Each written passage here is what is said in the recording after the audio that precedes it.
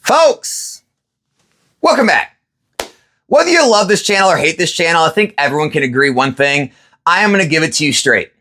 I'm not going to pull any punches. I'm not going to sugarcoat anything. I am going to give you either my opinion or the facts as they are.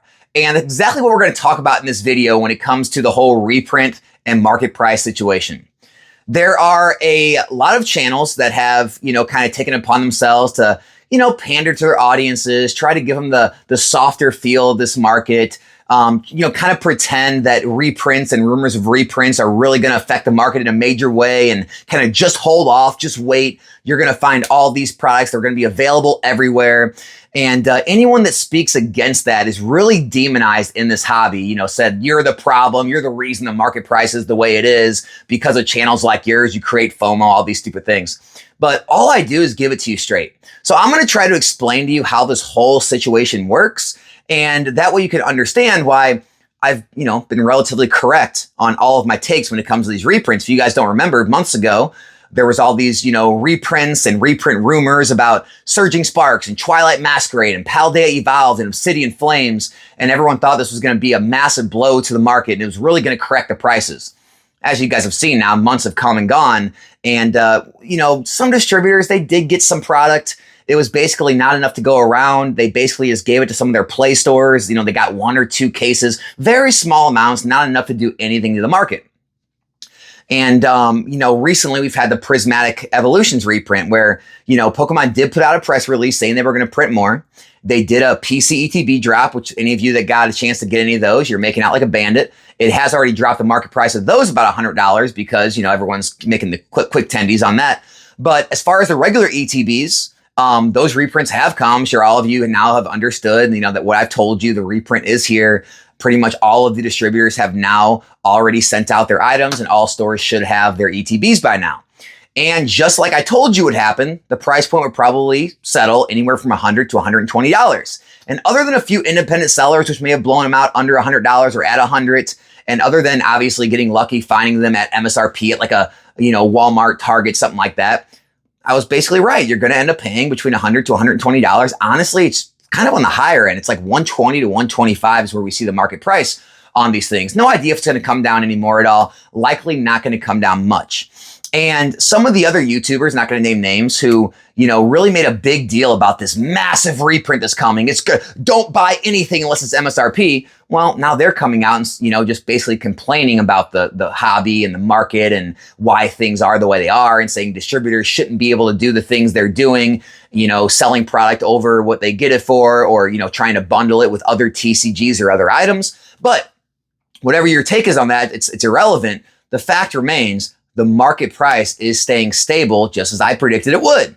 And it's causing a lot of people to just be kind of bewildered and they don't understand it. So I'm going to try to explain, how I'm able to call these things correctly because you have to understand how this hobby operates. First and foremost, Pokemon does own their printing facilities, right? So people think, Alex, why can't they just print more? Okay. They own the facilities, but they also have contracts, right? Written contracts they have to abide by that they sold printing time, printing space to at their facilities so those companies could print their card games. Companies like Yu-Gi-Oh!, companies like the new MetaZoo, other TCGs use their printing facilities. And so Pokemon only has themselves certain blocks they're able to use their facilities to print their own card game because they're making money off other people printing their card games using their facilities. So that's the one thing. There is a limited amount of time they can even use their own facilities. All right. On top of that, people say, well, Alex, they should just open up new printing facilities. It takes years to open up a new printing facility. You not only have to, find real estate, right? You have to break ground. You have to build the facilities with all the specs that you want. You have to get all the machinery and everything in place that you need to actually run the printing facility. You have to go through hiring and training of all these employees, right? And then after doing all that, you have to hope the market is still in a place where you even need the increased capacity. And so when these companies think of these things, they're thinking years out. They're not thinking, how can we get more product in the market right now? they're thinking, well, is this necessary in the next 1, 2, 3 years? What are the, macroeconomic conditions looking like? Are we going to continue to be able to increase this much print capacity on this language of cards? And is that going to be more worth it than trying to expand into China, into India, into Indonesia, into all these different markets that they're starting to expand into? What is the better place to put our resources, our energy, our time? And people don't think about all that. All they think is, I want my Pokemon cards now, and I want them at this price, and if I don't get them, I'm going to complain online. I'm going to leave the hobby. And what they don't understand is, for every person that leaves the hobby, 3, 5, 10 other individuals are joining the hobby, and they're fresh, and they are going to buy way more than that person that was here complaining about every price that came out. And that is why the hobby continues to grow. That's why Pokemon's revenue continues to grow. Also, that is why you see things still sell out immediately and have, million-person long queues on Pokemon Center, just throwing their money at Pokemon to buy things at full MSRP. And as long as there is that level of demand on the secondary market, there will be no one selling at MSRP. So that is the kind of the first way this hobby works. The second way this hobby works, I've talked to my distributor about this. Other people can corroborate the story. Price fixing is not a thing. Pokemon does not give distributors a price point that they must sell their items at. That's the truth. You can go ask anyone to back up what I'm saying here. It is 100% true. And so this idea that people have that, distributors have to sell it to stores at a certain price. No, they don't. Distributors can sell to stores at whatever price they deem they want to.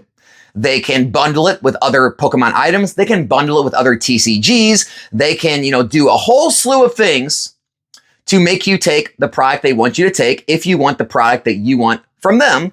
And they will sell the product to you at what they feel they can sell it for and still get all of their buyers to buy it for. And so if they're able to sell a prismatic ETB reprint for $100 and they have enough card shops that are willing to pay that for it, they can do that. If they want to bundle it with a bunch of random card games no one's ever heard of in order to get the prismatic ETBs that say $50, they will do that. And there's enough demand out there from all the buyers that, they're able to keep doing it because they're still selling out and they still have none available at their warehouses. And this is another part of the business that a lot of people don't understand is that if the distributors sell it to stores at whatever they sell it for, make them take a bunch of junk product that isn't going to sell or they're not going to make any margin on, the stores cannot sell it for MSRP because one, they're paying more than MSRP, or if they do sell it at MSRP, they're going to go out of business. You will see all your card shops go out of business because they're taking a bunch of crap product that will not sell. So they have all this dead capital sitting there that either they write off, donate it, sell it over long periods of time, whatever they do with it, break it down, try to make some kind of money. And they have to make their profits off of the products that are actually selling, and they can make a better margin to offset all the no margin or negative margin they're making on all the junk. And so that's another reason you're not going to see these return anywhere near MSRP. And so your only real chance is to try to, catch a big box store, which, everyone thinks like, oh, there must be some guy just clearing out everything. It's like, no, there's, how many people shop at every local Walmart, tens of thousands, hundreds of thousands of people, depending on how big your town is, your city is. And so you have all these people all going to this one Walmart, and the distributor can only stock the shelves with the shelf space they're given. What do you think is going to happen? Even if one person's limited one a piece, there's tens of thousands of people that all are serviced by that. They all get their groceries and their household items at that Walmart or at that Target. There's never going to be enough to go around. Never, just never. They can only put maybe 50 of each box on a shelf. Guess what? You can reduce it to one each. It's still going to be gone in a matter of minutes. And so I truly don't understand where this idea comes from that any content creator telling you this and just revealing the truth to you gets demonized for being part of the problem, or you're the reason the market price is so high. This is wrong. Pokemon needs to fix it. How do they fix it? How do they fix it? Do they start putting plans together to have a printing facility opened in 3 years? Do they, how distributors, are they going to fix it because they're going to, blow all the items out at the lowest distribution costs? And then, they're still going to have to allocate it to all the stores that have their hands in the cookie jar right now wanting a piece of it. And so, you used to have, say, 10,000 LGSs wanting the product. And now you have 100,000 stores, LGSs, regular department stores, regular gas stations, anyone who's got a distributor account like myself. Everybody wants a piece of it. And so even if they give the tried and true people that have been with them the whole time the larger portion, they still got to give everybody a little bit, a couple boxes, couple cases here and there. And it's just, there's not enough to go around, guys. There's simply not enough to go around. Even if they're printing the same amount as they did back when they printed Paradox Rift, there still isn't enough to go around because of demand. And you can't stop demand, right? Demand has to go away on its own. Demand has to decrease naturally, right? There's nothing you can do to just like say, okay, you guys got to stop wanting this stuff so much. You got to stop paying this much for it.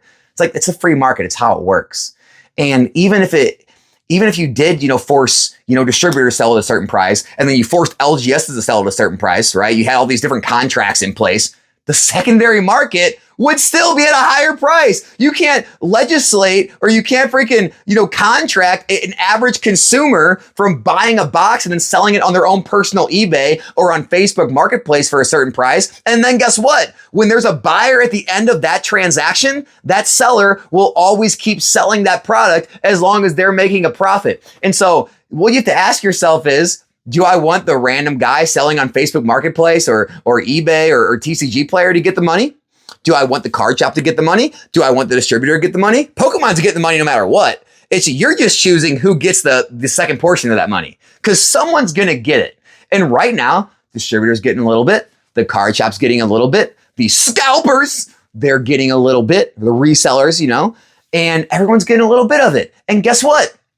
The only way to stop that is for the buyers, has nothing to do with the sellers, has nothing to do with the scalpers, has nothing to do with the card stores, has nothing to do with the distributors. The only way this stops is if the buyers finally overall say, nah, it's too much. I don't want it. I'll spend my money on something else. That's the only way this stops. And as long as there's enough people out there who log on TCG Player and eBay and click add to cart and buy it, it's never going to stop. And that's the truth.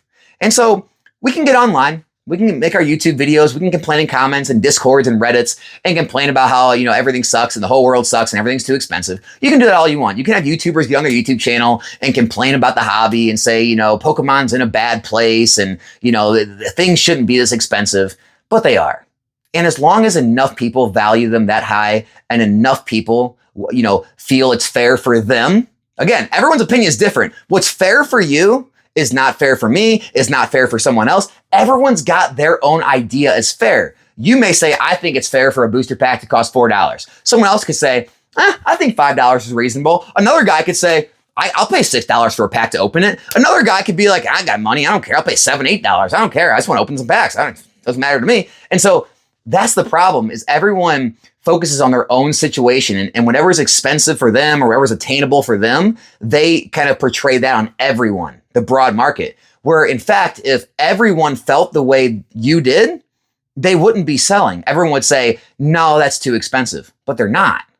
And so at very least, you need to rethink, you rewire your brain and understand that everyone's situation out there is different. What everyone deems fair is different. What everyone, spends their money on entertainment is different than you. And that is why the hobby is where it's at. Now, the last thing I want to talk about, the investability of the stuff. Simply saying Pokemon sealed product goes up over time does not make it a good investment. It doesn't. Just because you say, well, Alex, it's always went up. Sure, it's always went up. What if I told you Surging Sparks booster box would be $300 in 5 years? Is that a good investment? It's like $265 right now, TCG Player selling price. Is that good? See what I'm saying? See how the lines get blurred when you say, well, Alex, just so throw any sealed product, it goes up. Well, yeah, but it goes up at different rates. And the price point you buy in at really makes a difference in the amount of margins and returns you're going to make per year, right? Back when everything was $80 to $100 a box, I agree. Pick up any of it. Pick up any box at $80 to $100. You're going to very likely be happy with your returns. I don't know what kind of returns you get elsewhere. I don't know. Some people are crazy crypto bros or, options traders. You may be used to very high returns. Any regular normalized returns, Pokemon's usually going to beat. Now, that was back then. Buying into all these boxes in Scarlet Violet era now, $200 plus dollars, you may see very different returns in the next 1, 2, 3 years that may be better somewhere else, making these not as good of an investment. Now, that doesn't mean they're going to go to zero. I mean, guys, I don't know if you've been paying attention, but I said this was going to happen. And I'm going to keep making these videos every 6 months, a year, because everyone keeps complaining and everyone keeps saying, oh, just wait till the reprints come and the market crashes and all this stuff. Guys, under our noses, Scarlet Violet base set is now a 2-year-old set. Paldea Evolved is 2 years old in June. And every month that goes by, you are going to continue to see these sets age more and more and more. And eventually, in a year from now and 2 years from now, all of these sets are going to be out of print. Maybe some of the new ones won't. But a lot of these early and middle era Scarlet Violet sets, they're going to be done. They're going to be out of rotation, and these visions you have of all these massive reprints coming are going to be gone. And this idea that everything's going to drop, return to MSRP is going to be over. And you're going to realize that if I want these, I'm going to have to pay the price for them. Now, there's a difference in being a good purchase price if you want it for your collection or want to, open it, and a difference in being a great investment. I can't tell you. I truly don't know if buying all these boxes at market price right now is going to be the best returns you're going to see in the next 1, 2, 3 years. I mean, the stock market's taking a big dip. A lot of stocks out there have taken big dips. Crypto's taken big dips. There's a possibility a lot of those things may outperform some of these Pokemon boxes in the next 1, 2, 3, 4, 5 years even. I don't know. Because all of the returns we've seen up to now have been based on an 80 to 110, 120 box purchase price. And, anyone that got in, I was making videos for the past, 3 years, and especially in the past 2 years of Scarlet Violet era. Yeah, if you got in when, all the boxes were cheap, absolutely, you're going to continue to outperform. I truly believe all of these boxes are, unless a reprint comes of 1 or 2 of them, other than a reprint, I think every one of these boxes is going to be more expensive next April 2026, than it is right now in April 2025. I truly believe that. Now, how much more expensive? What's the margin look like?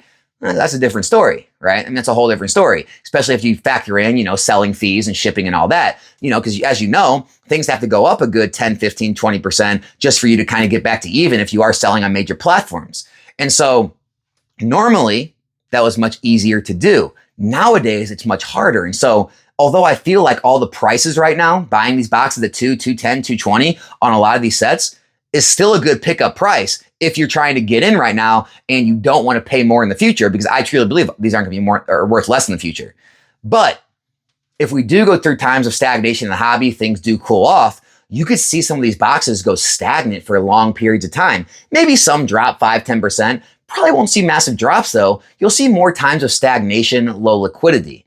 And so those are the things you need to be more concerned about than this idea of this, Armageddon massive reprint scenario. You need to be more cognizant of where else could I put my dollars to work than a $250 booster box that's only 6 months old.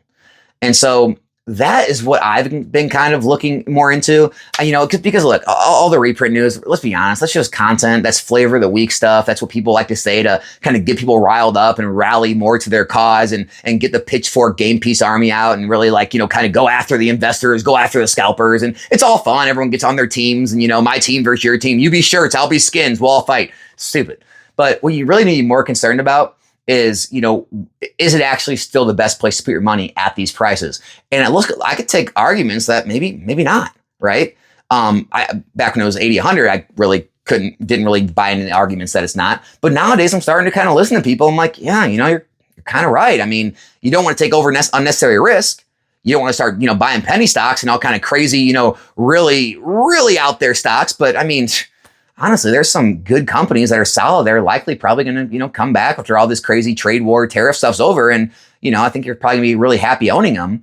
Whereas some of these Pokemon booster boxes, hey, maybe they do better. I'm not saying they're not going to. All I'm saying is it's not as obvious as it used to be. And so I think we just need to be asking the right questions. It's not, are reprints going to come and crash the prices of these products? It's, is this still the absolute best spot to put my money in some of these $250 booster boxes, and some of these $300 PCETBs, and some of these $500 PSA 10 cards that used to cost $200 a couple of years ago?